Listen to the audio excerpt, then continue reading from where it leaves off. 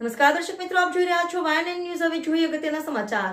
આજરોજ વાઘોડિયા સુમનદીપ વિદ્યાપીઠ વાઘોડિયા વકીલ મંડળ ક્રિકેટ ટુર્નામેન્ટનું આયોજન કરવામાં આવ્યું હતું। જે આયોજનની અંદર વાઘોડિયા તેમજ ડભોઈ વકીલ મંડળના વકીલો દ્વારા ક્રિકેટ ટુર્નામેન્ટ યોજાઈ હતી, જેમાં ડભોઈ વકીલ મંડળના ક્રિકેટ કપ્તાન દ્વારા ટોસ જીતીને ફિલ્ડિંગ કરવાનો નિર્ણય લીધો હતો।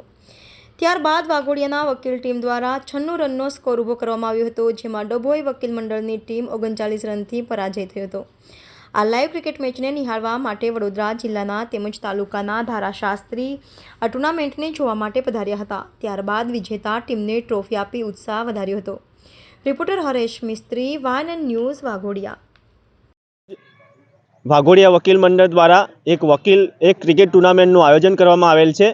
જે ક્રિકેટ ટુર્નામેન્ટમાં 12 જેટલી ટીમો રમવાની છે, જેમાં વાઘોડિયા વકીલ મંડળની ટીમ, સાવલી વકીલ મંડળની ટીમ, ડભોઈ વકીલ મંડળની ટીમ અને વાઘોડિયા પોલીસ સ્ટેશનના પોલીસ કર્મીઓ દ્વારા એક ક્રિકેટ ટુર્નામેન્ટનું આયોજન કરવામાં આવેલું છે, જેમાં 12 જેટલી ટીમો રમનાર છે, જેમાં દરેકને વિજેતાને ટ્રોફી આપવામાં આવશે અને મેન ઓફ ધ મેચ પણ આપવામાં આવશે।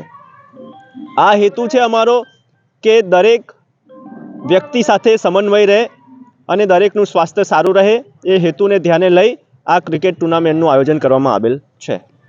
આની અંદર જે નિર્ણાયક તરીકે જે રાખવામાં આવ્યો છે, નિર્ણાયક દ્વારા શું ડિસિઝન લેવામાં આવશે, કઈ રીતે તેનું વિતરણ કરવામાં આવશે? નિર્ણાયક દ્વારા જે પ્રમાણે સારું રમશે અને પ્રદર્શન કરશે એ પ્રમાણે વ્યવસ્થિત પ્રામાણિક રીતે નિર્ણાયક દ્વારા નિર્ણય લેવામાં આવશે। શું નામ છે આપનું? મારું નામ અર્જુનસિંહ પરમાર, વાઘોડિયા વકીલ મંડળના પ્રમુખશ્રી તરીકે હું ફરજ બજાવું છું। Subscribe now and press the bell icon. Never miss an update.